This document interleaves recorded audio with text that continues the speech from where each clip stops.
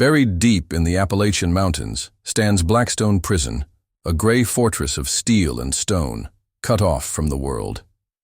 From the outside, it looks like an institution of order. On the inside, it is something else entirely.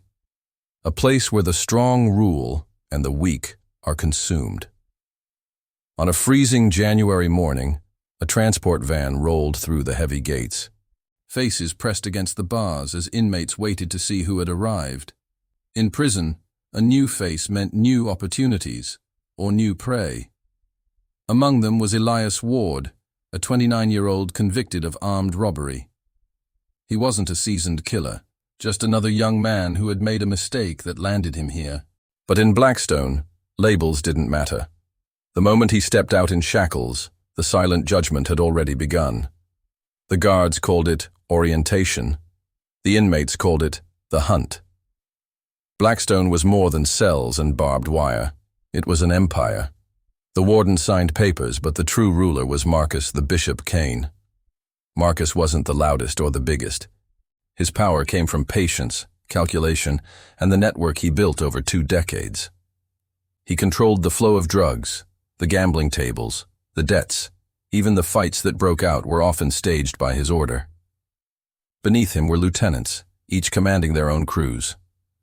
The most feared was Derek Chains Monroe, a brutal enforcer whose reputation came from strangling a man with a chain in the yard.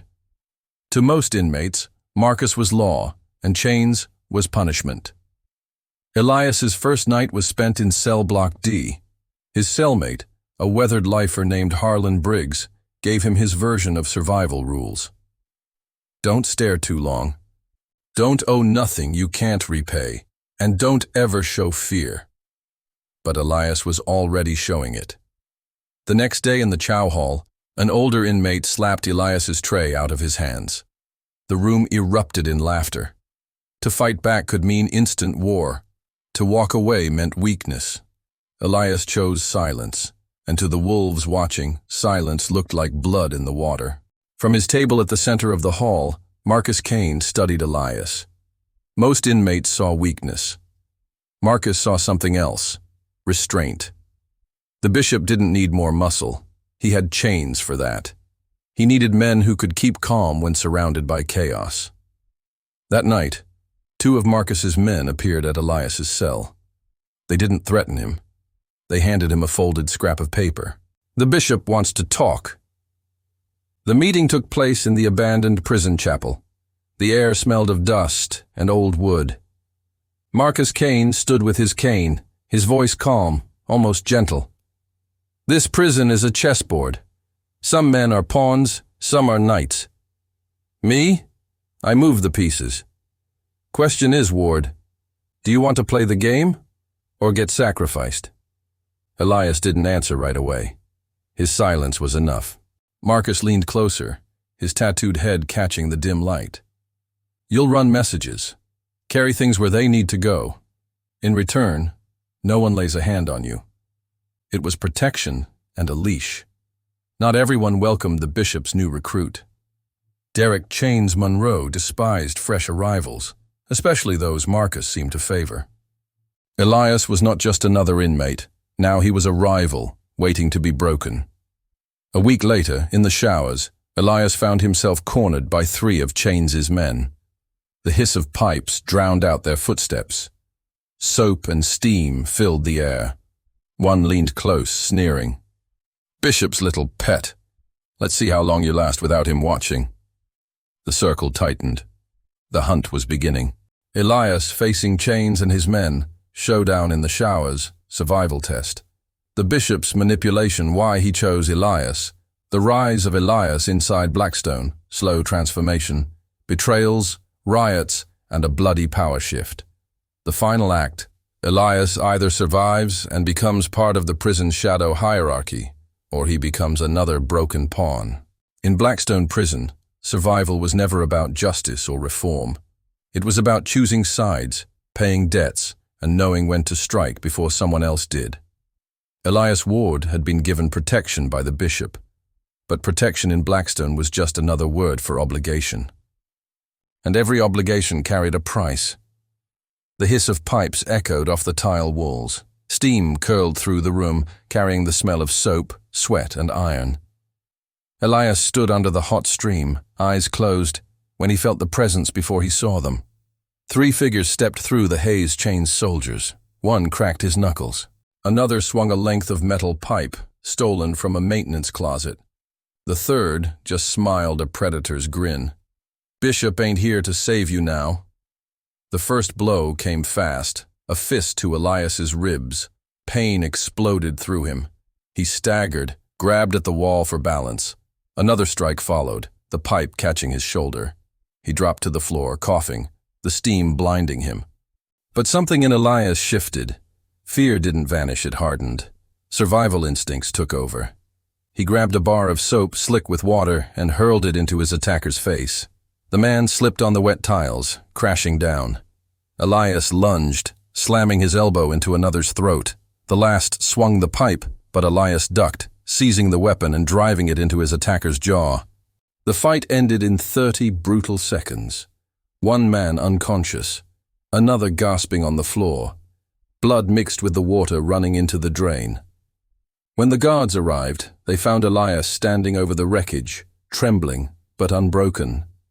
That night, Elias was summoned again to the chapel. The bishop sat in his wooden chair, cane resting across his knees. His eyes studied Elias, calm but sharp. The bishop: "I didn't give you protection so you could hide. I gave you protection so you could prove yourself.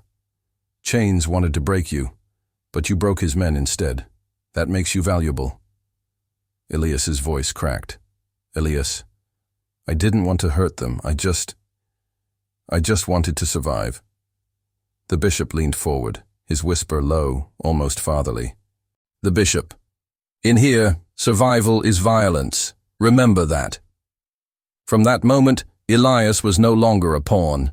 He was a piece the bishop intended to move across the board.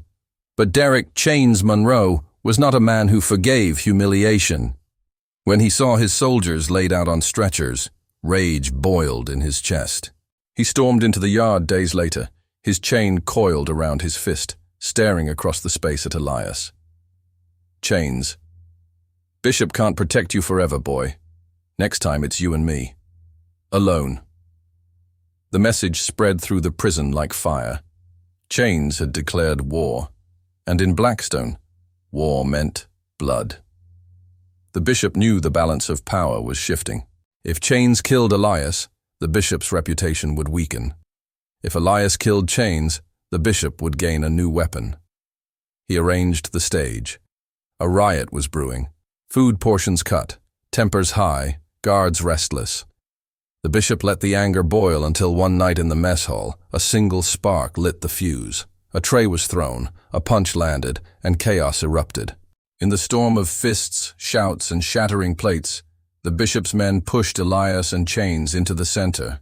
The bishop, watching from his corner, let the pieces move. The mess hall became an arena. Inmates circled, screaming, banging on tables. Guards couldn't push through. Chains cracked his weapon against the table, sparks flying. Elias had nothing but his fists and desperation.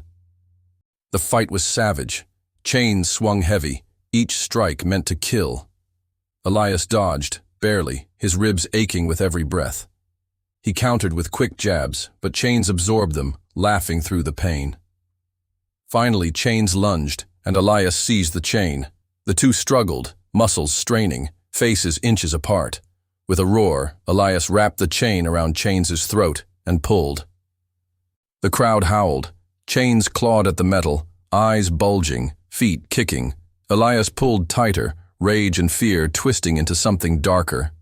When Chains collapsed, lifeless on the concrete, the circle went silent. Elias dropped the chain, his chest heaving. Around him, the inmates stared not with mockery, but with recognition. Elias Ward had killed Derek Monroe. The bishop approached, calm and smiling, as guards finally stormed the hall. The bishop, quietly to Elias: "You see? Now they fear you. Fear is the only currency here worth anything." From that day forward, Elias was no longer the quiet newcomer. He was the bishop's new enforcer. His name carried weight. His silence carried menace. But power in Blackstone was poisoned. Every debt, every favor, every act of violence left a scar, and Elias was covered in them. Weeks turned to months. Elias collected debts, broke bones, silenced threats. His reflection in the cracked mirror of his cell grew stranger each day. He no longer recognized the man staring back. Harlan Briggs, his old cellmate, shook his head. "Harlan, you think you're free under Cain? You're chained tighter than anyone here. Chains is gone, but you've become him." The words struck Elias, but there was no turning back. The bishop's grip was absolute. One stormy night, alarms blared. A shank was found under Elias's bunk. The guards dragged him to solitary. He screamed his innocence, but deep inside he knew. The bishop had planted it. Why? Because in Blackstone, no pawn could ever rise high enough to threaten the king. Elias had served his purpose. He had killed chains, restored order, and now he was expendable. In solitary, the truth echoed louder than the silence. In Blackstone Prison, loyalty was an illusion, power was borrowed, and survival always came with a cost. Months later, Elias Ward was found hanging in his solitary cell.